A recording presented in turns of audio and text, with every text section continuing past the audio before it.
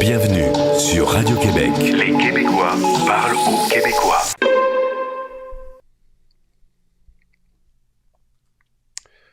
Alors, salut tout le monde, bienvenue dans le web journal de Radio-Québec. On va parler aujourd'hui, on va revenir sur la stratégie du président Trump depuis l'inauguration de Joe Biden. Alors, je sais qu'en Europe, il y a beaucoup de personnes qui ont déjà lancé la serviette, mais on va voir dans ce web journal que les choses ne sont pas comme elles semblent. Donc, ce que je vais faire essentiellement, c'est que je vais poursuivre sur... Excusez-moi. Je vais poursuivre sur ce que j'avais construit depuis l'inauguration.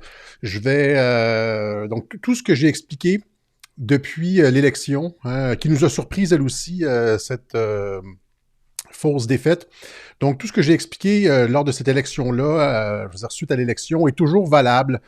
Les preuves qui sont détenues par le camp Trump sur la fraude électorale, sur les serveurs. Donc, essentiellement, c'est ça. Tout ce que j'ai expliqué depuis le début est toujours valable. Tout ce que j'ai expliqué aussi depuis l'inauguration est toujours valable. Donc, on va construire là-dessus. Je vais faire ça court. Donc, ce que j'ai à faire aujourd'hui, c'est montrer que le passage temporaire de Biden à la présidence fait partie d'une stratégie délibérée mise de l'avant par le camp Trump. Donc, ça, c'est le premier objectif. Donc, c'est le fait que Joe Biden passe un certain temps à la présidence, c'est voulu par l'administration Trump. Et deux, expliquer là où les raisons pour lesquelles cette stratégie particulière a été retenue par le camp Trump. Okay? Il y a une raison pour ça, et je l'ai déjà expliqué, mais je vais expliciter dans ce web journal. Il faut faire attention lorsqu'on parle de stratégie du camp Trump. À ce moment-ci, il faut commencer à faire très attention. Ça fait à peu près un an et demi que les gens disent dans les commentaires Alexis, tu dévoiles toute la stratégie. Comment ça se fait que si toi tu le sais, l'État profond n'est pas au courant de tout ça? Eh bien, ils ont commencé à réagir. Et maintenant, il y a ce qu'on appelle une rétroaction médiatique sur les propos qu'on tient sur Internet. C'est-à-dire que, vous le savez, depuis maintenant au moins 6 mois, si ce n'est pas plus, les médias ont les projecteurs braqués sur notamment QAnon et sur tout ce qui se passe sur Internet en ce qui concerne le président Trump. Ils étudient les moindres tweets, les moindres propos, etc. Et ça fait l'objet d'articles de journaux. Ça passe...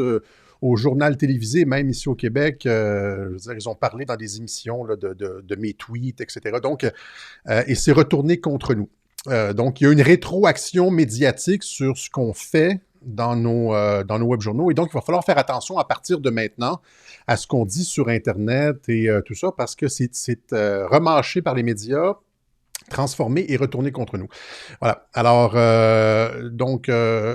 j'en prends... pour exemple, ce tweet du département de la Défense qui titrait « The calm before the storm », c'était comme un beau clin d'œil. Et tout d'un coup, les médias se sont emparés de ça, puis se sont insurgés. Comment est-ce que l'armée peut envoyer des signaux au camp QAnon comme ça? Est-ce qu'ils ne savent pas que « The calm before the storm » veut dire quelque chose pour les partisans de Trump? Et là, l'armée a dû effacer son tweet, etc. Donc, à chaque fois qu'on dit quelque chose, il y a maintenant une rétroaction, les médias s'en emparent et retournent ça contre nous. Donc, c'est peut-être la dernière fois que je vais parler dans l'ensemble de la stratégie du président. Je vais dire ce que j'ai à dire ici, et puis après ça, il faut être patient, on analysera d'autres choses. Et bonsoir de Marseille, salut la France, salut la Belgique, la Suisse et tous ceux qui nous écoutent partout dans le monde. Voilà. Alors, donc, j'ai titré ce web journal « Le chef-d'œuvre » parce que je pense que, a posteriori, ça sera retenu. Ce qui s'est passé dans la séquence 2016-2021 sera retenu dans l'histoire comme une des plus grandes opérations de contre-espionnage, hameçonnage, une des plus grandes opérations militaires, la plus grande opération militaire peut-être du 21e siècle. Au même titre que, la bataille des 300 Spartiates aux Thermopyles, on se rappelle encore une fois, presque 2500 ans plus tard, du sacrifice de Léonidas et tout ça. Et je pense que ce qui est en train de se passer aux États-Unis, c'est de ce calibre-là. C'est pour ça qu'on dit, c'est pour ça qu'on a entendu beaucoup répéter cette phrase, ça va être biblique. It's gonna be biblical. OK? Alors, évidemment, pour que ce soit comme ça, il faut être capable de déjouer l'ennemi. OK? Et être plus intelligent que l'état profond. Comment on fait pour être plus intelligent que l'état profond? Une des stratégies, une des principales stratégies, c'est... on parle de rétroaction, je me sens coupable de le dire, mais c'est de faire croire au camp adverse qu'il a gagné. OK? Je vous ai montré souvent le clip, je ne vais pas le repasser, là, It's Gonna Be Biblical, le clip du film Law Abiding Citizen avec Gerald Butler, que j'ai revu hier soir, ou avant-hier soir, où est-ce qu'il dit I'm gonna bring the whole corrupt structure down on your head, it's gonna be biblical. Hein, je vais faire s'effondrer toute la structure corrompue, pourrie sur ta tête, sur votre tête, ça va être biblique. Tu sais, il va faire s'effondrer... bon. Et c'est ça que Trump est allé faire. Hein. Drain the swamp, c'est ça, assainir le marais. C'est de faire s'effondrer toute la structure pourrie, corrompue aux États-Unis. Mais il y a il y a une autre partie du clip plus tard dans le film où est-ce que, c'est à la fin du film, Gerald Butler se fait attraper par le policier Jamie Foxx et justement, il lui dit, je veux dire, tout l'art réside dans le fait de faire croire à son adversaire qu'il a gagné. OK? Parce que qu'est-ce qui se passe quand un adversaire pense qu'il a gagné? Eh bien, il baisse sa garde. Tu sais, mettons, il y a eu des opérations militaires comme ça partout dans l'histoire de l'humanité, c'est-à-dire que tu fais semblant d'abandonner une ville, mais en fait, tu as laissé des forces à l'intérieur de la ville, et quand les forces ennemies commencent à festoyer la victoire, avec les forces que tu as laissées à l'intérieur, tu les attaques pendant qu'ils dorment, pendant qu'ils sont sous, etc. L'histoire du cheval de Troie, c'est la même chose. L'histoire de cette traversée de George Washington, dont on va parler un peu plus tard, c'est encore une fois la même chose. Il a attaqué le 24 décembre, alors que les forces hessiennes étaient le 25, je pense, avaient fait la fête le 24, étaient complètement saouls, dormaient, il les a pris par surprise. Et donc, c'est toujours ça. On laisse croire à l'adversaire qu'il a gagné. Même les Russes ont fait la même chose à Stalingrad. Hein, ils ont laissé les Allemands prendre Stalingrad, puis les ont encerclés, etc. Est-ce que c'était une victoire pour les Allemands de prendre Stalingrad? La réponse, c'est non. Voilà, et donc, je vous montre le clip où est-ce qu'il dit à la fin, un film que Mike Flynn a sûrement vu, puisqu'on nous l'a servi à toutes les sauces, où est-ce qu'il dit que tout l'art réside dans le fait de faire croire à l'adversaire qu'il a gagné, parce que, comme je l'ai dit, à partir du moment où est-ce que l'adversaire a gagné, il arrête d'être en état d'alerte, il arrête de regarder, de se surveiller. Vous savez, qu'est-ce qui se passe quand il y a une caméra sur vous? Eh bien, vous êtes, vous faites attention, etc. Quand vous pensez que vous êtes surveillé, quand vous êtes chez vous, par exemple, vous vous promenez en petite culotte, etc., vous êtes détendu. Ouais, c'est ça un peu le principe ici. Alors, je vous montre le petit bout du clip où est-ce qu'il parle de ça. Oh. Alors, dans le film, Gerard Butler s'est arrangé pour se retrouver en prison en isolement complet. Et à partir du moment où est-ce qu'il était là, je vous vends le punch du film, là, comme on dit en québécois, mais à partir du moment où est-ce que il est en prison, il ne peut plus être considéré comme un coupable, comme celui qui perpétue les actes criminels, parce qu'il est en prison. Comment est-ce qu'il peut être coupable alors qu'il a déjà été jugé, il est en prison? Or, c'est lui qui fait tout à partir de sa prison. Et là, le policier l'attrape et lui dit c'était bien cette idée-là de nous faire croire que tu étais en prison. Confinement complet, c'était vraiment intelligent. Et là, Butler qui dit c'est comme ça que les gagnants jouent. We convince all the other guys that he's making the right move. On fait croire au camp adverse que c'est lui qui gagne, que c'est lui qui est en train de gagner. On fait la même chose aux échecs. Donc, vous comprenez, c'est du hameçonnage. Voilà. Donc, on fait croire au camp adverse qu'il a gagné, que c'est lui qui est en train de mener le jeu. Et ce que je vous ai expliqué depuis 1 an et demi, c'est que Trump et Flynn, ceux qui sont derrière toute cette stratégie-là d'hameçonnage de l'État profond, ne fonctionnent que de cette façon-là. Et on ne voit pas comment, dans ce cas-ci, ça ne serait pas exactement comme ça. Okay? Ils ont fait croire au camp Biden qu'il avait gagné. Et là, tout d'un coup, on est moins, je veux dire, attentif quand on parle au téléphone alors que l'armée surveille. Et il y a des indications qui montrent que l'armée surveille, notamment genre des avions de reconnaissance surveille le territoire américain, etc. J'ai comme les lunettes mal placées. Voilà. Donc, voilà, c'est ça. Alors, je vais continuer avec les arguments de la stratégie. Donc, on va juste un petit récapitulatif. OK? Pour vous montrer que, je veux dire, comme le dit Mike Flynn, hold the wine. Hein, ne concédez pas la bouteille de vin, c'est encore en jeu. It's still in play. Alors, Trump n'a pas concédé la victoire. Trump n'a pas encore concédé la victoire. 2, Trump n'a pas sérieusement contesté l'élection malgré les preuves accablantes. Toute cette preuve de fraude électronique a été présentée après l'inauguration de Joe Biden par Mark Lindell. Vous comprenez qu'il n'a rien fait avec ça avant, c'est complètement ridicule. 3, Trump a dit à plusieurs reprises « We caught them all ». Il l'a dit lors de la fraude électorale, on les a tous attrapés. Il l'a dit aussi pour tous les crimes qu'ils ont commis avant, la trahison, etc. Je vous montre le clip où est-ce qu'il dit « We caught them all ». Et ça, c'est sérieux, à moins que vous soyez dans le groupe de personnes qui pensent que Trump fait des affirmations à la légère. Quand Trump dit « We caught them all », c'est-à-dire qu'ils ont été attrapés, c'est-à-dire que le ministère de la Justice les a attrapés, c'est-à-dire qu'à partir du moment où est-ce qu'il dit « We caught them all », c'est que le filet s'est refermé. Hein, l'étau s'est refermé, c'est joué. We caught them all. Quand tu as attrapé un bandit, quand tu as attrapé quand tu dis j'ai attrapé le voleur, c'est que c'est terminé. OK? Alors, je vous fais écouter le petit clip. We caught them all. The fake news, the Comeys of the world, all of the bad things that went on. It's called the swamp. And you know what happened? And you know what I did? A big favor. I caught the swamp. I caught them all. Let's see what happens. Nobody else could have done that. Nobody else could have done that. Alors, je vois qu'il y a des problèmes sur VK. VK ne fonctionne plus. OK. Ça fait 2-3 fois qu'on a des problèmes sur VK. Je suis désolé, vous le regarderez en replay. Alors, il dit « We caught them all ». OK? Donc, Trump a mis en place des programmes above top secret de continuité de gouvernement sous de faux prétextes. Ça, c'est le point 4. OK? C'est ce dont j'ai parlé la dernière fois.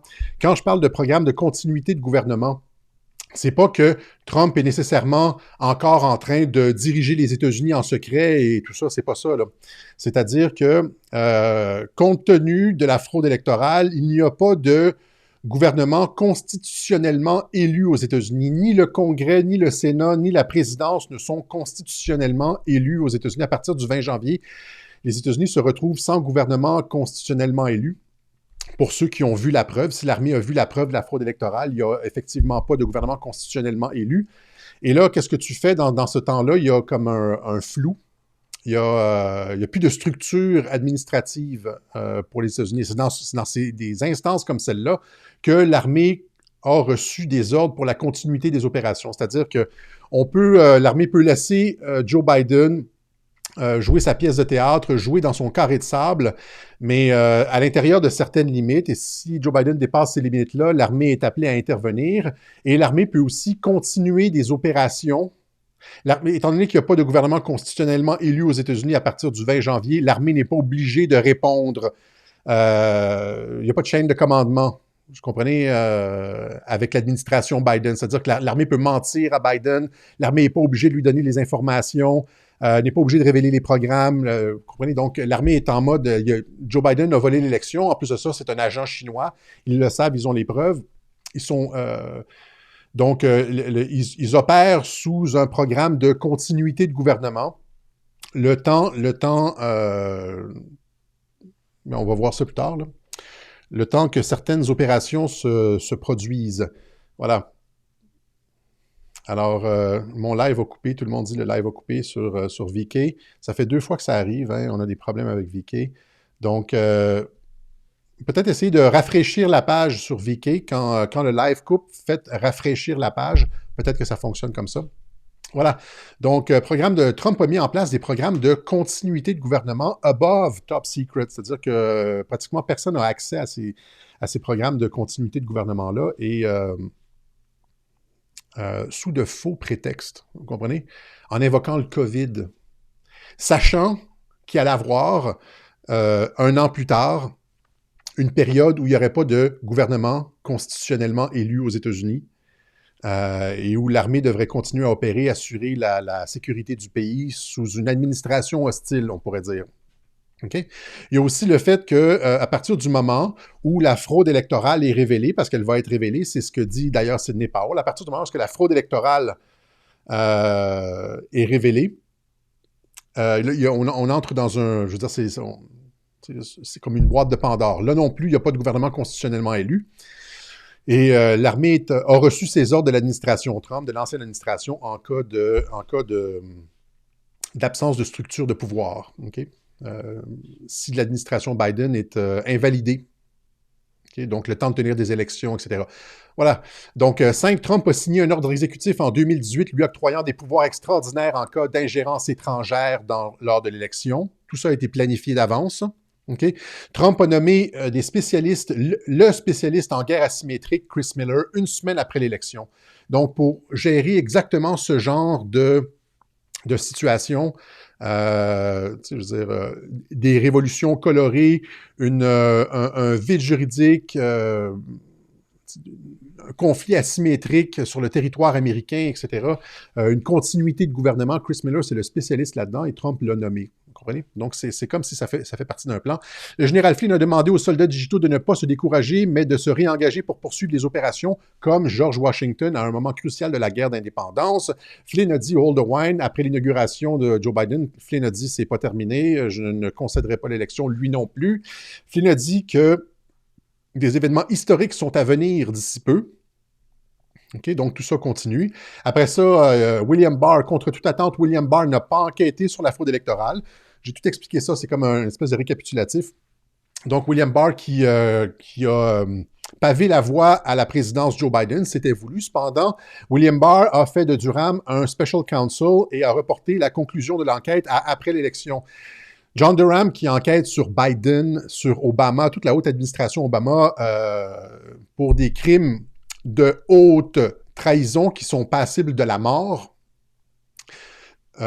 William Barr a tout reporté après l'élection, donc a empêché Durham essentiellement de... Il l'a dit, je pense, dans des conférences de presse, je ne veux pas que Durham dépose son rapport dans la période avant l'élection, puisque ça serait une ingérence du département de la justice dans le processus électoral. Donc, il a tout reporté à après l'élection et il a pris soin de faire en sorte que John Durham, l'enquêteur spécial qui enquête sur la trahison, les crimes de l'administration Obama, soit protégé et ne puisse pas être envoyé par l'administration Biden. Il a fait ça avant même l'élection. Donc, c'est comme s'il savait à l'avance qu'il allait avoir une présidence Biden.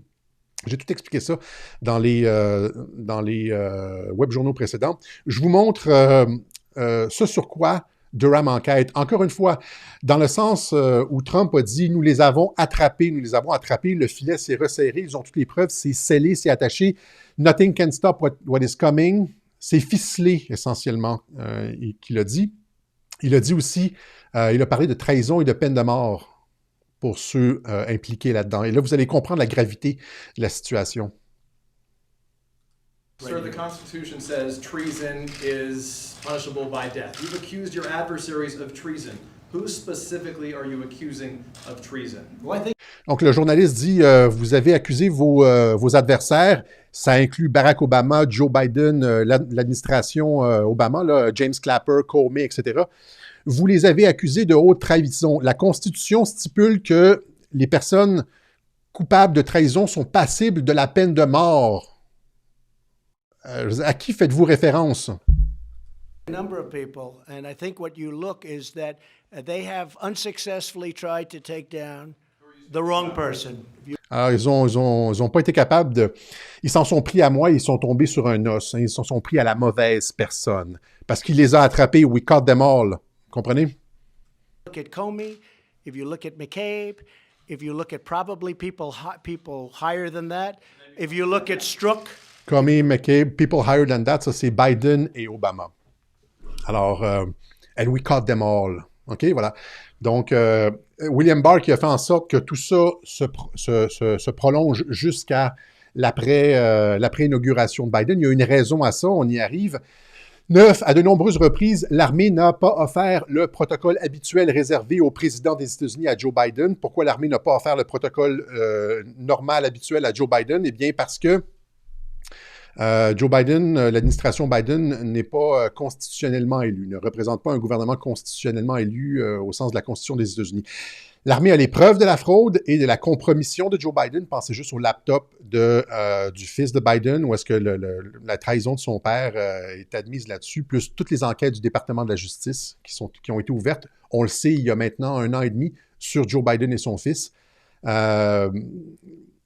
Comprenez, 10, il y a le général Milley, nommé par Trump, qui a assuré que l'armée américaine défendrait la Constitution des États-Unis coûte que coûte. Washington est sous occupation militaire. Et là, Trump et son fils et plein de personnes dans son administration, la veille de l'inauguration de Joe Biden, disent « The best is yet to come ». Comprenez? « The best is yet to come ». Donc, tout ça vous indique qu'il y a quelque chose qui se passe, il y a quelque chose qui se trame, mais on ne peut pas le dire, OK? On peut pas, ils peuvent pas. La seule chose qu'ils peuvent faire, à ce moment-ci, c'est faire des clins d'œil. OK? Donc, en termes de clins d'œil, il y en a eu beaucoup. Il y a eu toute cette histoire de la traversée du Delaware par George Washington pour une attaque complètement folle qui a pris par surprise l'armée anglaise, les forces hessiennes, les mercenaires allemands de l'armée anglaise. Un fait d'armes historique de la guerre d'indépendance. Ça, c'est sorti en premier. Personne ne connaissait ça auparavant. Hein. C'est sorti la première fois le 17 octobre, pas le 17 octobre, je pense que c'est le 31 octobre 2017. Okay, c'est QAnon qui a sorti ça. Donc, Military Intelligence and State Secrets Anonymous. Donc, on a vu cette... 31 octobre. On a vu cette fresque présentée la première fois par QAnon, et ça, c'est devenu comme un peu le symbole de cette opération de reconquête des institutions américaines par une alliance entre l'intelligence militaire, l'armée, certains éléments de l'armée, patriotes, contrôlés par les patriotes, et la population générale, le soldat digital.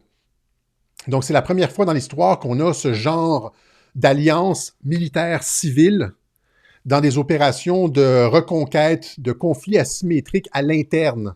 OK? Donc, 31 décembre 2017, Q montre cette image. Michael Flynn, après, la certification des électeurs, le 6 ou le 9 décembre, je ne me rappelle plus, revient avec ça le 31 décembre 2020. Il parle de ça, et c'est là qu'il demande le 30 jours, il parle de George Washington, etc. Et donc, il fait référence, il fait un clin d'œil à cette fresque, cette opération présentée par Q il y a 3 ans auparavant. Après ça, Mike Pompeo tweet ça ici le 19 janvier, c'est-à-dire la veille de l'inauguration de Joe Biden. Même chose, il retweet la même image, c'est la même opération qui est en cours. Voyez-vous la continuité dans l'opération? Donc, Pompeo, à la veille de l'inauguration de Joe Biden, continue à faire un clin d'œil aux anonymes sur Internet, à l'armée des soldats digitaux aux États-Unis. Et puis, par la suite, qu'est-ce qu'on voit le 15 février, même après l'inauguration de Joe Biden? Ça, c'est le département de la Défense qui clique la même image. Ce sont des clins d'œil aux anonymes pour vous dire de ne pas vous en faire, que l'opération est en cours, que ça continue même sous Joe Biden. Voyez-vous la continuité? OK? Ça continue sous Joe Biden, c'était prévu. Ça s'ajoute à tous les tweets du département de la Défense, donc le tweet controversé ici, The Calm Before the Storm. Hein? Ça, si vous voyez ici le président, ça c'était CNN. Le président fait un clin d'œil, il dit, les journalistes lui demandent, c'était quoi Calm Before the Storm? Et là, le président dit « You'll find out hein, », vous verrez bien qu'est-ce que c'est « Calm Before the Storm », c'est devenu le mantra de ceux qui suivent QAnon. Une des phrases clés avec « Where we go one, we go all »,« Calm Before the Storm »,« Nothing can stop what is coming », etc. Donc, il y a eu aussi ce tweet du département de la Défense, « Hold the line ». Il y en a eu plusieurs comme ça, ce tweet-là. Il y a eu, juste après « Calm Before the Storm », il y a eu un autre tweet avec 17 avions. 17, ça revient toujours 17. Je vous montre un clip où est-ce que le président ne cesse de répéter 17, 17, 17, 17, 17, hors contexte. C'est toujours des 17 qui ont rien à voir avec la réalité, c'est-à-dire Al-Baghdadi, on l'a pourchassé pendant 17 ans. Ils l'ont pas pourchassé pendant 17 ans. Et là, rappelez-vous ce que je vous ai dit lors du dernier web journal de la polysémie. C'est-à-dire que le président tient un discours, puis après ça, il y a comme 2 niveaux de langage. Il y a des clins d'œil qui se font dans le discours, qui sont insérés dans les discours de Donald Trump, et ça, les 17, c'est un exemple de ce genre de clin d'œil. No, really, who are the 17%? Who are they? Who the hell are the 17%? Anybody in here from the 17%? Don't raise your hand, that may be dangerous. 17, 17, 17, 17, 17, 17, 17, 17, 17, 17, 17, 17, 17, 17, 17, 17, 17, 17, 17, 17, 17. So I think I might have been in Washington 17 times in my life. 17, 17, and 17, 17, 17, 17. 17, 17, 17, 17, 17, 17, 17, 17, 17, 17, 17, 17, 17, 17, 17, 17, 17. I've spoken to him 17. Alors, ça continue comme ça pendant des minutes. La plupart de ces 17 sont des 17 qui sont hors contexte. Ce sont ce que j'ai appelé des clins d'œil aux anonymes. Tout le monde sait que l'administration Trump fait des clins d'œil à sa base sur Internet. C'est sa base qu'il fait lire, ses soldats digitaux, etc. On reviendra là-dessus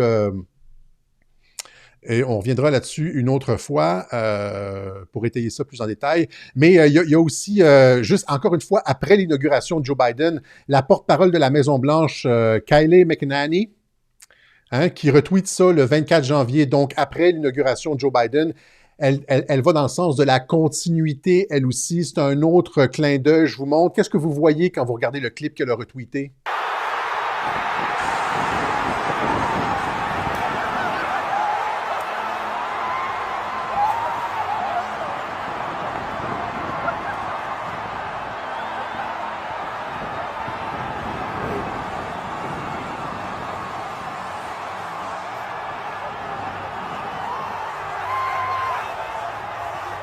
Vous voyez le numéro 17. Donc, même après l'inauguration de Biden, c'est comme on vous dit, ça continue. Continuez à suivre le 17. L'opération est en cours. Même chose avec le département de la Défense qui tweet encore une fois cette traversée du Delaware. J'ai trouvé un clip, il y a un clip intéressant. Pour ceux qui veulent regarder un film historique, il y a ça ici que j'ai trouvé, The Crossing avec Jeff Daniels. C'est un film que vous pouvez trouver paradoxalement sur YouTube. Si vous tapez The Crossing sur YouTube, vous allez tomber sur la version complète du film. Allez sur YouTube. Et justement, on voit un Jeff Daniels en George Washington qui prépare cette opération complètement folle de traversée de la rivière Delaware en plein milieu de l'hiver pour aller attaquer les forces, les mercenaires les plus aguerris européens de l'autre côté, les mieux préparés. Et donc, j'ai un petit clip du film pour vous ici. Je vous montre ça immédiatement. Glover!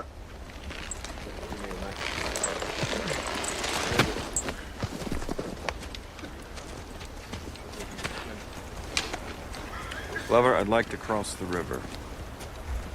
With what, sir? Do we swim the damn river? J'aimerais traverser la rivière, Glover. Avec quoi, monsieur?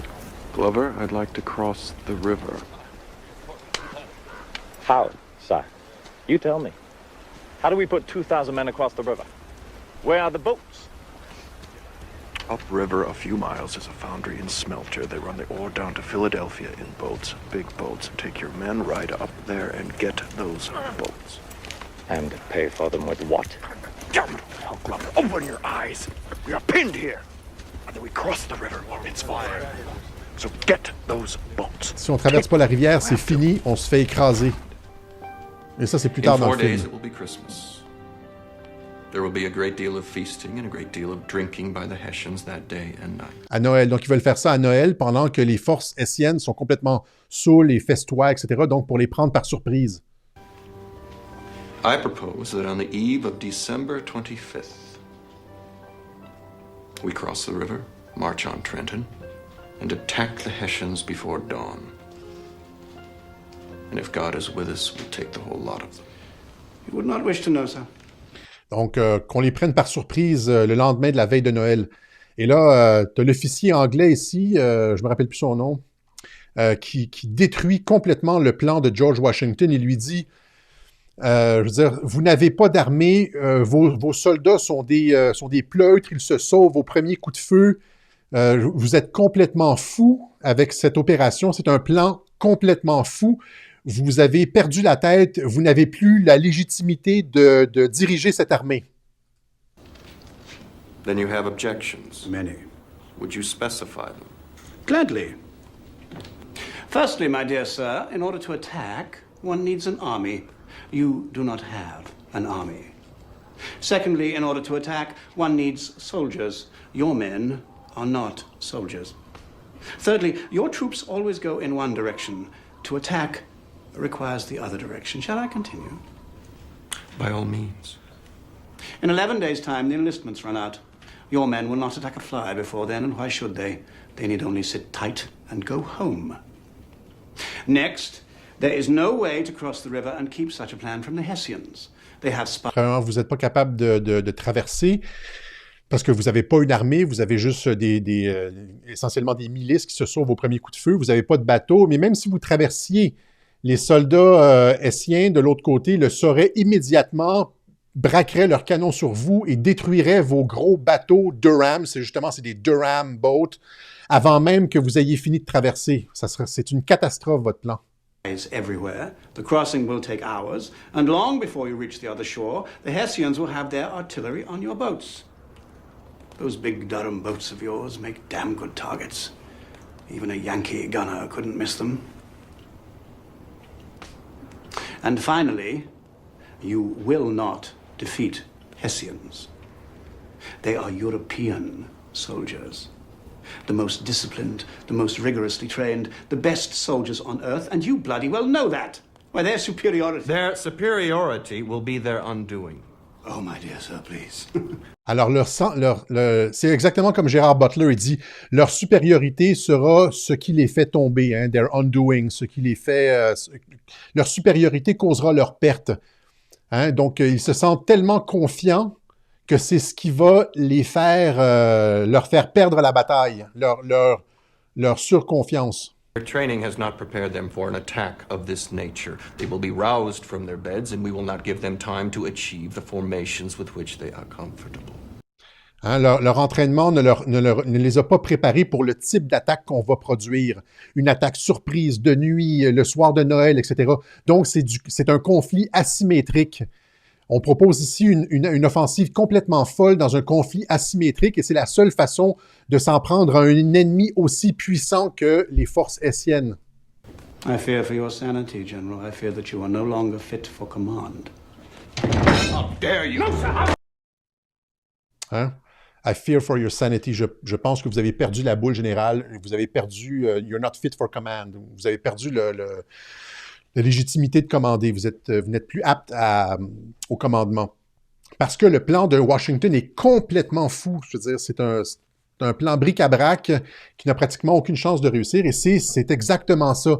Ça ici, ce dont Flynn parle, ce dont Mike Pompeo, ce dont le département de la Défense nous entretient, même après l'élection de Joe Biden, on nous parle d'un plan complètement hors norme afin de défaire un adversaire complètement lui-même ou c'est un adversaire hors norme, un adversaire qu'on n'a jamais vu, un État profond, transnational, qui contrôle, qui a des taupes partout, qui contrôle les médias, qui contrôle des pans entiers de l'administration de différents pays. Vous comprenez, c'est un adversaire imbattable. Tout le monde le dit, Trump a perdu parce que l'État profond est trop fort. Oui, c'est vrai, l'État profond est absolument... c'est une entité monstrueuse.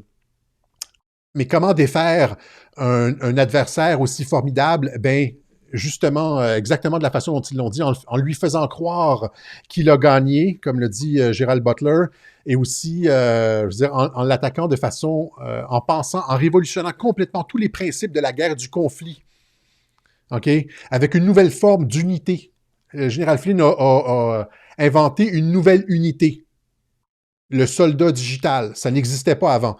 Tu sais, dans les jeux vidéo, là, t'as des améliorations, comme dans Civilisation, tu as des améliorations d'unité. Et là, le général Flynn vient de produire une unité qu'on n'avait jamais vue nulle part sur le champ de bataille, le soldat digital. Une forme de conscription des citoyens sur une base volontaire. La conscription, généralement, c'est obligatoire, mais là, c'est une conscription volontaire de citoyens qui s'engagent dans les opérations digitales sur le champ de bataille numérique. Et donc, ils ont changé complètement toutes les règles. OK? Et c'est comme ça qu'ils peuvent défaire l'adversaire dans ce genre d'opération complètement inusitée en changeant complètement toutes les règles. Et ceux qui analysent la politique de Donald Trump depuis le début sur la base de règles conventionnelles, sur la continuité des administrations précédentes, Biden, Bush, Clinton, Barack Obama, etc., tombent constamment dans des pièges conceptuels. Ils ne sont pas capables de bien interpréter Donald Trump parce que Donald Trump révolutionne complètement non seulement la façon de faire la politique, mais les opérations militaires. OK? Avec cette opération qui est en cours, dont le département de la Défense nous disait encore une fois le 15 février qu'elle fonctionnait. Wink, wink. Il y en a qui n'ont pas compris le clin d'œil. Vous comprenez? Ils nous ont donné plein de clins d'œil. Les The Best is yet to come, le soir, la veille de l'inauguration, The Best is yet to come. We caught them all. This is treason, etc. Ils ont tout. OK? Et ça continue. OK? Ça, c'est comme Jacques Villeray dans Dîner de con. Tu sais, Jacques Villeray dans Dîner de con, il comprend pas la situation. Tu sais, on peut lui faire des clins d'œil, puis il comprend pas. Tu sais, là, tu fais des clins d'œil, puis il comprend pas. Là, il saisit pas la situation. Il y a des personnes, présentement, surtout en Europe, dans la dissidence, qui ont lancé la serviette sur Donald Trump, là, dit c'est terminé, etc. Ils n'ont pas compris les clins d'œil, et donc, ils ne comprennent pas, ils n'ont pas le sens pour comprendre... je veux dire, je dirais pas le billard à trois bandes, mais la complexité, le contexte stratégique actuel. Voilà, c'est ça. Ils ont pas saisi le contexte stratégique présentement aux États-Unis qui nous permet d'interpréter qu'est-ce qui se passe, là. Et ils ont lancé la serviette, malgré tous les clins d'œil qu'on leur faisait. Ils ont juste comme pas compris, là. Ils disent, Biden, etc. Non. C'est pas Biden, c'est temporaire. Et il y a une raison pour laquelle, et donc on y arrive donc au deuxième point, il y a une raison pour laquelle Biden doit être là un certain temps. Et ça fait partie justement de ce genre d'opération et de changer les règles du jeu, de penser l'impensable, de penser à l'extérieur de la boîte. Hein? De révolutionner complètement la façon de faire la guerre. Nous autres, on ne comprend pas ça. Hein. Pour nous, ce qui est important, c'est de bien manœuvrer dans le trafic les personnes ordinaires, là, de voler la place de stationnement au supermarché d'une personne, etc. Tu sais, on pense petit. Mais en termes de... Les généraux, comme le général Flynn, pensent en termes de révolution du contexte stratégique. Et c'est ce qui est en train de se produire aux États-Unis. Donc, changer complètement tous les paradigmes, toutes les règles du jeu. Créer, ne jamais jouer selon les règles de l'adversaire, mais créer ses propres règles. Et c'est ça qu'ils sont en train de faire. Donc, pourquoi est-ce que Biden, on le laisse à la présidence? Je l'ai déjà mentionné dans les autres web journaux. C'est parce que Trump ne peut pas apparaître comme quelqu'un qui... Je veux dire, dans le contexte social américain actuel, là, un président qu'on a traité de Hitler, de dictateur, je veux dire, qu'on malmène dans les médias, sur lequel on ment, on dit qu'il était un agent russe, etc. Dans le contexte actuel, l'État profond a tellement les projecteurs braqués sur Donald Trump qu'il ne pouvait pas déclencher une enquête sur ses adversaires politiques et les arrêter sous son mandat. Vous comprenez? Déjà, quand on parle de rétroaction, justement, rétroaction dans la guerre de l'information, on a souvent parlé de l'influence des généraux sur l'administration Trump. Trump est le premier président qui avait 3 généraux, dont 2 généraux de Marines dans son armée, dans son administration, c'est-à-dire... chef de cabinet, ministre de la Défense, etc. Ça s'est jamais vu. Donc, je l'ai dit à à Martineau, aux francs-tireurs. C'est une opération de l'intelligence militaire. Et là, qu'est-ce qui s'est passé quand ça devenait clair que, l'État profond se rendait compte que, oui, bon, les généraux travaillent avec Trump, etc. Il y a eu une opération en coulisses. Quand ils ont regardé les messages de QAnon, il y a de l'intelligence militaire opère sur Internet, crée des soldats digitaux, etc. Là, ils ont commencé à mettre tous les médias du monde entier pour essayer de bloquer le phénomène de la population qui se réapproprie l'information et qui mettent en échec la machine de propagande médiatique. Tout ça, c'est une opération de l'intelligence militaire, probablement de Mike Flynn. Mais ils ont aussi, quand ils se sont rendus compte que c'était une opération de l'intelligence militaire, ils ont commencé à dire que Trump, allait faire un coup d'État. Hein, qu'il allait utiliser pour faire un coup d'État. Donc, vous vous rappelez tout ce que, quand j'ai fait des web journaux, est-ce que je disais ça se dirige vers les tribunaux militaires, etc., etc. Oui, c'est toujours le cas, sauf que ça peut pas se passer sous une administration Trump. Regardez la pression qu'ils ont mis sur Trump. Ça, c'est un florilège de quelques-uns des articles. Il y en a des centaines d'articles où est-ce qu'on dit Trump va faire un coup d'État, Trump va utiliser l'armée pour faire un coup d'État. Donc, c'est comme si, ils écoutent ce qu'on dit, les soldats digitaux, quand on dit qu'il va utiliser l'armée, puis après ça, ils prennent ça, puis ils l'utilisent dans une machine de propagande contre le président. C'est de ça dont je parle quand je parle de rétroaction. Donc, some among America's military allies believe Trump deliberately attempted a coup and may have help from federal law enforcement officials. Donc, Trump essaie de faire un coup d'État avec l'aide de certaines des agences du renseignement fédéral. A Donald Trump coup if he loses in 2020 with all the norms he's busted, don't rule it out. USA Today. Donc, si Trump perd en 2020, est-ce qu'on sera en présence, est-ce qu'il sera tenté de faire un coup d'État? Ça serait pas surprenant avec toutes les normes qu'il a brisées jusqu'à maintenant. Ex-Pentagon chief are taking the threat of a Trump military takeover seriously. Pentagon brass on red alert over Trump coup plotting. Ça, c'est, je pense que Normand Lester en a parlé ici aussi. Le Trump est en train de préparer un coup d'État parce qu'il a changé le chef du département de la Défense après l'élection. Il a mis Mark Miller. Mark Miller, c'est un spécialiste de la guerre asymétrique. Donc, ils sont tous sautés là-dessus. Is Trump planning a coup d'État? Vous comprenez? On l'a présenté comme un Hitler potentiel. Hein? The New Führer, etc. Donc, dans ce contexte-là, c'était pas possible pour Trump de procéder aux arrestations sous son mandat. Normalement, je veux dire. Vous comprenez un peu ce que je veux dire. C'était donc la meilleure chose à faire, c'était étant donné que l'élection avait été volée, qu'on se retrouvait dans un vide constitutionnel à partir du 20 janvier, laisser une administration Biden fantoche en place avec des programmes de continuité de gouvernement,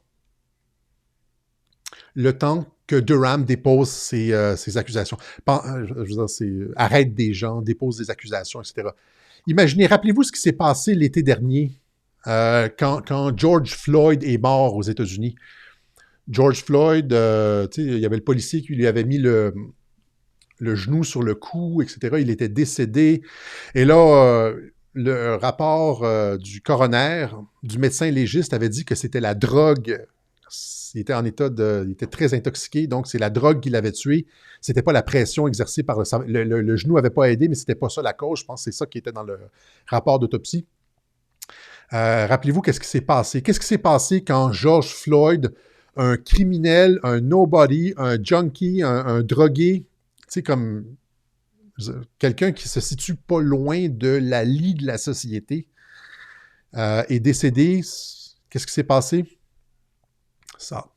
As we go to air tonight, the United States of America is unravelling for all the world to see as race riots leave many of the nation's biggest cities burning in almost unimaginable scenes. Across the country, police are in the line of fire, facing the rage of protesters following the death of a black man at the hands of officers. The wave of violence has now washed across 29 cities. Des émeutes sans précédent dans 29 villes, toutes les grandes villes américaines à feu et à sang pour un kidam. New York, Los Angeles, New Orleans, Seattle and Minneapolis, ground zero for that anger and outrage now being vented by so many Americans. In a country gone to hell, a loaded assault rifle snatched by a private guard at gunpoint as officers are dangerously outnumbered, surrounded, Officers being chased by the group here. their cars on ground. LA has survived a history of race riots. It's in one. Egbel, America unravelled before our eyes. A block from the White House, buildings burn. The National Guard moving into American streets. Not just the big cities, even Ohio is. Demonstrators set fires citywide. A curfew put in place from 8 p.m. until 6 a.m. did not deter the crowd. Small businesses were set on fire as police marched in, trying to calm violent overnight in the City of Angels. Aggressive crowds met police head on, the protests turning into a street brawl with authorities. Multiple people were detained and police are now declaring the protest Police, as you mentioned, that police station has tonight been torched by protesters who knocked down tonight. Des postes de police en feu, des policiers qui sont morts. Il y a plusieurs personnes qui sont mortes dans ces émeutes-là. Des coups de feu partout. Donc, un état d'insurrection aux États-Unis à la veille de l'élection présidentielle pour un kidam, hein, pour George Floyd. Bon, c'est évidemment, ça aurait été préférable qu'il ne meure pas et puis tout ça. Mais et là, imaginez, donc ils sont capables, l'État profond, les médias sont capables de, parce que ça a été, les médias ont soufflé sur les braises de la haine, comme on dit. Hein. Ils ont soufflé sur l'insurrection en disant que c'était pacifique, que c'était justifié, que il y a des clips entiers de ça. Hein. Ils ont participé à cette révolution colorée-là contre le président Trump. S'ils sont capables de déployer ce genre d'opération pour un kidam, imaginez si Barack Obama était arrêté par John Durham, comme il est censé le faire. Imaginez, là on n'est plus... là, c'est comme... on entre en territoire sécessionniste. Des États comme la Californie, New York, etc. pourraient vouloir faire sécession. On entre en territoire révolutionnaire. Donc, c'est comme si, lors des émeutes l'été dernier, l'État profond, les médias, les démocrates ont montré de quoi ils étaient capables avec un kidam. Et là, c'était un avertissement. Imaginez si vous touchez à Barack Obama. Trump l'a dit, « We caught them ». Et la trahison est punissable de mort. Imaginez, là, vous n'êtes pas au courant, mais je veux dire, il y a littéralement des dizaines d'articles qui disent genre Barack Obama, l'homme le plus respecté depuis 11 ans, Barack, the most admired man in 11 straight years. Même chose avec Michelle Obama, c'est la femme la plus admirée, the world most admired. Tu sais, c'est comme le couple chouchou selon les médias, etc. Imaginez si c'est pas un kidam qui se retrouve face à la mort, mais si c'est l'homme le plus admiré de la planète qui se retrouve, qui fait face à la chaise électrique. Imaginez le genre de... Alors, quelles étaient les options pour les patriotes? Les options pour les patriotes étaient de faire en sorte d'enlever l'objet de la haine, d'enlever l'objet de la frustration. C'est-à-dire que si Barack Obama, si la justice est indépendante de Trump, si les militaires sont indépendants de Trump et la justice est indépendante de Trump et la justice procède à des arrestations de haut lieu, de haut niveau sous Biden, contre qui est-ce qu'ils vont manifester? C'est-à-dire, il n'y a plus d'objet de la colère. On ne peut plus accuser Trump d'être un dictateur. On ne peut plus accuser Trump de faire un coup d'État. On ne peut plus accuser Trump de se venger de ses opposants politiques. Vous comprenez? C'est évidemment la seule façon de procéder. Que tout ça se passe alors que Trump n'est pas aux commandes. Okay? Parce que sinon, les troubles sociaux auraient été trop importants et ça aurait probablement déchiré le tissu social américain si Trump était resté au pouvoir au moment des arrestations de possiblement Joe Biden, Barack Obama, etc. Okay?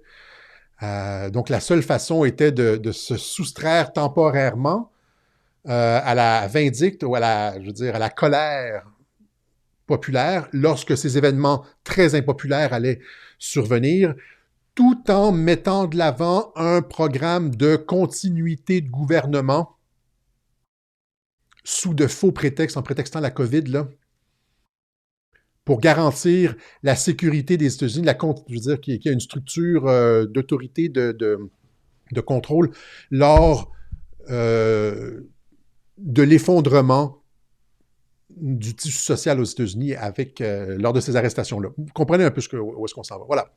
Alors, selon moi, c'est ça. Quand on parle de ça ici, là, l'opération, c'est ça. Et ça inclut... Elle est fantastique, cette opération-là. Et je le répète, c'est un chef-d'œuvre parce qu'elle est complètement révolutionnaire. Elle a changé complètement, y compris les unités qui sont déployées sur le terrain, que la stratégie utilisée, elle a pensé, pensé à l'extérieur de la boîte. Et c'est la raison pour laquelle elle va fonctionner et la raison pour laquelle les adversaires, nothing can stop what is coming. Rien ne peut arrêter ce qui s'en vient parce que tout a été prévu en donnant à l'état profond aux adversaires la corde pour se pendre. Durham est protégé. Durham est un incorruptible. Ils ont tout sur eux. We caught them. Durham a toute la matière. L'armée est là en backup qui va défendre la Constitution. Et c'est Joe Biden qui va prendre la merde. Voilà. C'est ma théorie. Je veux dire, c'est mon interprétation de ce qui se passe. Je pense que c'est ce qu'il y a de plus sérieux comme analyse de la situation présentement, lorsqu'on prend en compte tout ce que j'ai énuméré précédemment, tous les clins d'œil de l'administration Trump, tous les procédés, les déclarations de Flynn, les manœuvres de William Barr, le fait que Pence ait certifié le vote parce que c'était souhaitable. Voilà. Et surtout que, donc, le meilleur est à venir, comme ils ont dit, le meilleur est à venir parce qu'ils vont tenir leurs promesses. Trump est fidèle à ses électeurs et va tenir promesse. Le marais va être assaini dans une opération d'ampleur biblique. OK? Juste aussi mentionner que, je ne l'ai pas mentionné, là, mais que le fait de quitter sans se battre comme ça, vraiment, ça ne fait pas partie ni de la personnalité de Donald Trump, ni de Michael Flynn. Cependant, le genre d'opération que je viens de décrire, ça représente totalement les méthodes qu'ils ont utilisées depuis le début de la présidence.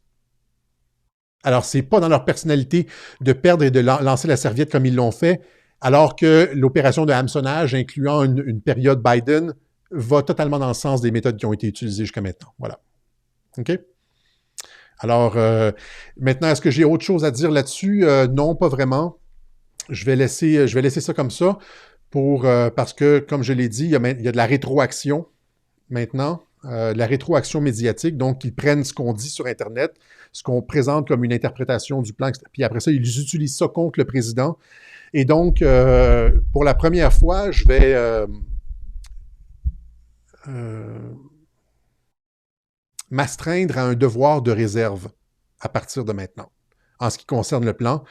Au lendemain de l'inauguration, on était tous abattus. Vous comprenez? On était incapables de concevoir ce genre d'opération-là parce que, justement, on est des civils et nous autres, c'est le supermarché et c'est le trafic à tous les jours, 9 à 5.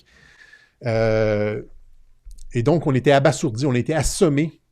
On a été assommés au lendemain de l'élection, alors que Trump avait gagné haut la main. Et là, tout d'un coup, il y a eu le flip à 4 heures du matin. Et là, on se demandait qu'est-ce qui se passait. On était en territoire inconnu. Après ça, on a compris que tout ça était une stratégie pour dénoncer la fraude électorale. Et après ça, il y a eu l'inauguration de Biden. Là, on était encore une fois abasourdis, etc. Et quand on regarde les choses clairement, on comprend que ça n'aurait pas pu être autrement. Et que les gens qui ont développé ce plan-là sont des génies militaires. Et c'est pour ça qu'on appelle ça le chef-d'œuvre. Et ça, c'est une peinture d'un auteur américain qui a justement qui appelle ça masterpiece et qui dit qu'elles sont à vendre, les toiles sont à vendre. Là, et il dit justement qu'il considère que l'administration Trump sera reconnue dans le futur comme ayant été un chef-d'œuvre. Okay, ça fait référence à ça. Donc, le chef-d'œuvre, une opération militaire d'ampleur biblique, je veux dire, sans précédent dans l'histoire de l'humanité, complètement inusité, qui va rester pour les siècles à venir. Voilà. Est-ce qu'on a autre chose? Je pense que c'est tout ce que j'avais pour vous. Pensez vous vous rappelez, là, lorsque Robert Mueller a déposé son rapport, à quoi tout le monde s'attendait? Quand Mueller a déposé son rapport en 2019 sur, est-ce que c'était en 2000? Ouais, c'est en 2019, sur la collusion avec la Russie, tout le monde pensait que le Special Counsel, Robert Mueller, allait passer les menottes au président Trump. Or, on savait que c'était vide, cette histoire de collusion avec la Russie. On le sait, c'était le dossier Fusion GPS, c'était un tissu de mensonges. Toutes les agences, y compris le FBI, l'ont tous reconnu. C'est sorti maintenant. C'était fabriqué par l'administration Obama pour attaquer Trump. Okay? C'était donc un tissu de mensonges. Ils ont essayé d'arrêter le président des États-Unis avec un tissu de mensonges, avec la collaboration des médias et des agences de renseignement contre le président. Le président avait juste l'intelligence militaire avec lui. Okay? Et là, qu'est-ce qui se passe? Eh bien, imaginez, John Durham va faire exactement la même chose, mais avec Joe Biden, sauf que cette fois-ci, ça va être avec du solide. Alors, quand Durham va procéder à des arrestations, ça va être avec du solide, et ça inclut potentiellement Joe Biden. Exactement comme Mueller était censé arrêter Trump, Durham a la possibilité d'arrêter Joe Biden, Barack Obama, au moins tous les hauts échelons. Trump a dit, ils sont coupables de trahison, ils ont tout sur eux.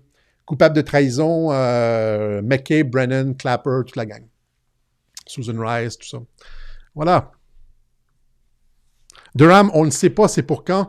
La seule chose qu'on ne peut pas faire dans ce genre d'opération-là, c'est dire la journée de l'offensive. Imaginez, les dates ne fonctionnent jamais. C'est ça. Imaginez, il faut juste rester sur la logique. Okay?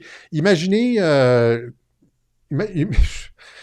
imaginez qu'Eisenhower, en 1944, aurait dit « Nous allons débarquer le 6 juin sur les côtes de Normandie. »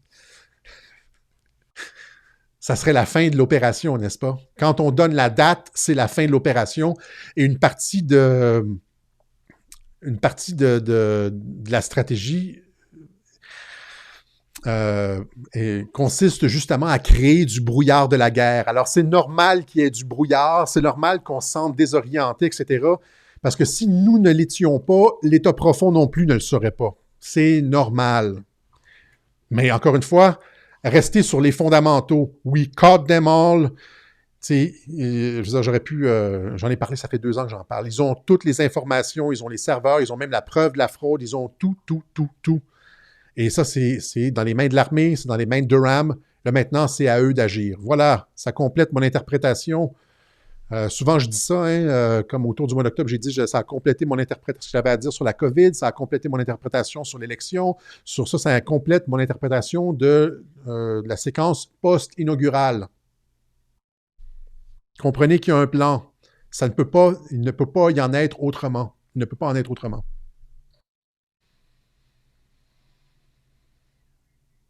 OK. Salut Marseille.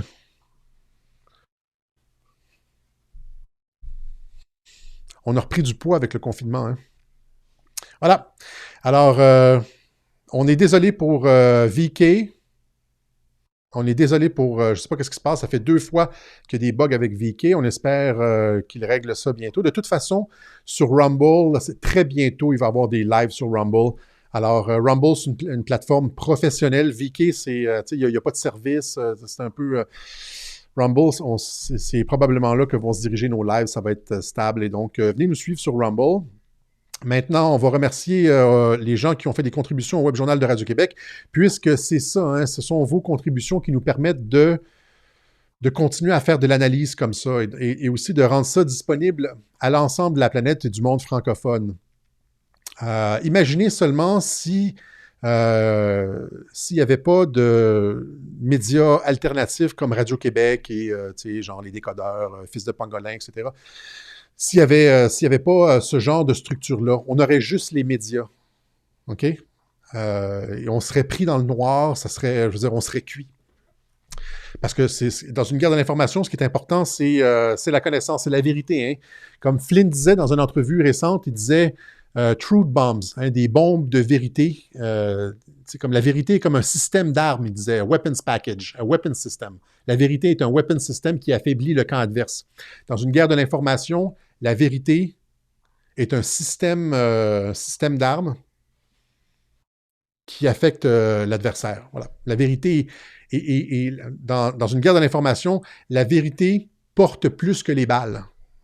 Et c'est pour ça que toute cette histoire-là de QAnon, c'est violent, etc., c'est complètement farfelu, puisque c'est une guerre de l'information. C'est une guerre de mots et d'intelligence. C'est une guerre de mimes, d'images et de perception publique. Hein? Et que toute violence, encore une fois, dans un contexte de guerre de l'information, toute violence se retourne toujours à l'avantage de l'État. OK? Alors, merci à ceux qui ont fait des contributions. Vous continuez à nous appuyer. C'est vraiment apprécié. Et on va continuer à vous informer de la sorte. Donc, casier postal, Alex Cossette-Trudel, casier postal 32017, Saint-André, Montréal, Québec, H2L4Y5. Il y a des gens qui nous ont envoyé des lettres, on nous envoie des dessins d'enfants, on nous envoie des cartes postales un petit peu partout dans le monde. On adore vous lire et des encouragements aussi, beaucoup d'encouragements. Vous appréciez beaucoup ce qu'on fait à Radio-Québec, on le sent. Merci, c'est gentil. On garde toutes les lettres et en passant, j'ai des piles, des caisses de lettres qu'on reçoit de vous, c'est apprécié. Sur PayPal, pour nous appuyer sur PayPal, paypal.me/Alexis Cossette, Interact Alexis @radioquebec.ca, mot de sécurité Alexis, s'il vous plaît, voilà. Alors, on a été abattus après l'inauguration, mais comme je vous dis, là, lorsqu'on analyse en profondeur tout ça, la seule possibilité, c'est que c'était une séquence dure à vivre, mais souhaitée, afin d'éviter des déchirements. Voilà.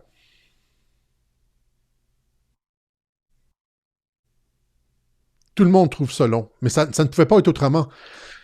Ça ne pouvait pas être autrement. C'est long. S'ils avaient... Pensez-y correctement, là. Pensez-y 2 secondes. Si Trump avait procédé à l'arrestation, par exemple, de Joe Biden et Barack Obama au mois de mars ou au mois d'avril dernier, qu'est-ce qui se serait passé durant l'élection? Enfin, regardez ce qui s'est passé durant l'été là, avec juste George Floyd. Là, imaginez si c'est Barack Obama ou Joe Biden qui avait été arrêté. Il n'y aurait pas eu d'élection. Ça n'aurait pas été possible. On aurait été en territoire de guerre civile. Alors, il fallait absolument passer l'élection, mais pas seulement passer l'élection, faire en sorte que ce ne soit pas Trump qui prenne le blâme. Que tout ça, que Joe Biden soit l'objet de la colère des gens. Tu sais que l'État profond veut donner des coups, veut porter un coup, voudrait blâmer Trump, mais il n'y a personne. Tu sais, ils n'ont pas d'objet de leur haine et de leur colère devant eux. Voilà. Trump n'est plus là. Ils ne peuvent pas le blâmer. La justice a suivi son cours. Les militaires ont promis de protéger la Constitution. C'est la Constitution qui est défendue, c'est pas Trump. Hein? C'est nécessairement ça. Salut la Corse, Resistanza.